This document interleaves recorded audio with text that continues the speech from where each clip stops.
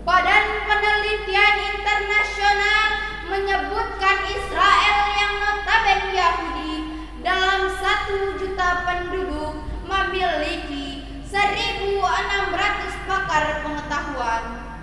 Amerika yang notabene Nasrani dalam 1 juta penduduk memiliki 160 pakar pengetahuan. Sedangkan Indonesia yang notabene Muslim terbesar di dunia memiliki 65 pakar pengetahuan yang Muslimnya hanya 6 orang. Oleh karenanya, dalam bidang sains dan teknologi kita masih jauh tertinggal dari bangsa-bangsa lain. Kita jauh tertinggal dari Amerika yang Protestan. Kita jauh tertinggal dari Korea yang Konfusianis-Taois. Bahkan kita jauh tertinggal dari Jepang yang Buddhist-Stylist. Padahal 14 abad yang lalu kita telah diperintahkan untuk membaca dan menggali ilmu pengetahuan. Bacalah Al-Quran supaya hidup teratur. Bacalah Al-Qalam supaya terlahir karya-karya luhur. Dan bacalah diri kita supaya hidup tidak takabur. Sebab membaca dalam Islam harus dibarengi serta diimbangi dengan Bismi rabbikal ladzi khalaq, dengan menyebut nama Tuhanmu yang menciptakan. Ilmu mempunyai peranan penting dalam perjalanan hidup kita. Karena mengapa?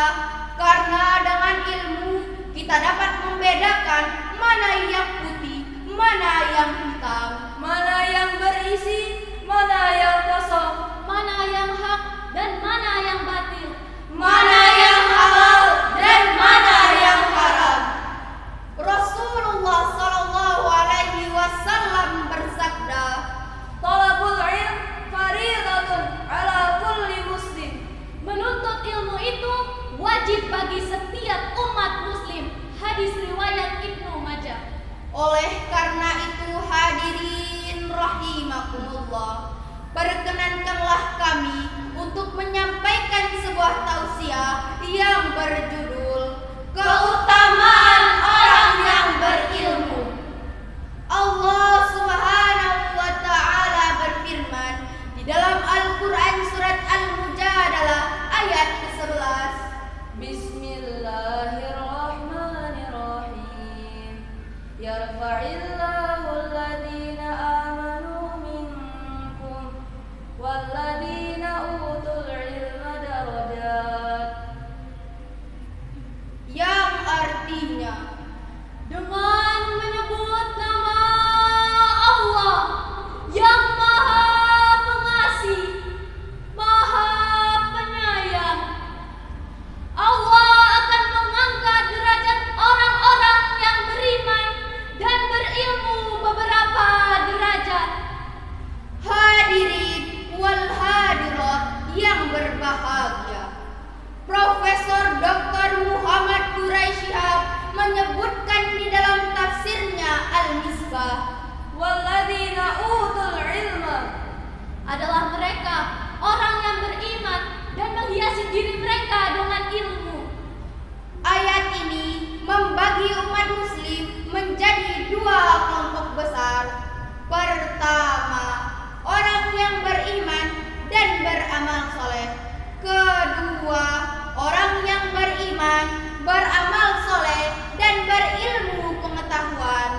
Derajat kedua kelompok ini tentu saja akan menjadi lebih tinggi, bukan hanya karena nilai ilmu pengetahuan yang mereka miliki, tetapi juga karena ilmu pengetahuan yang mereka ajarkan kepada pihak-pihak lain, baik secara lisan maupun perbuatan.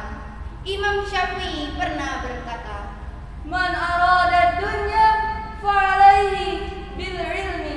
Barang siapa yang menginginkan kebahagiaan di dunia, maka haruslah dengan ilmu.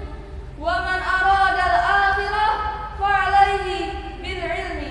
Barang siapa yang menginginkan kebahagiaan di akhirat, maka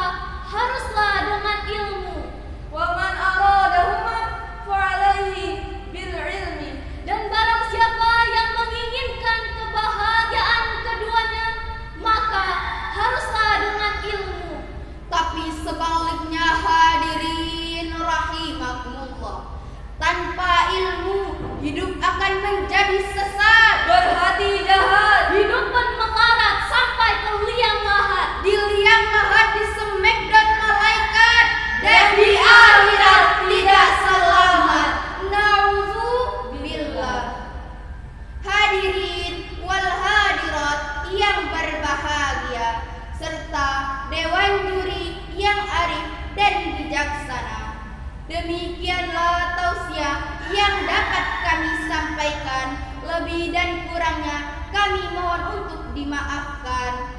Menabur biji tumbuhlah bunga.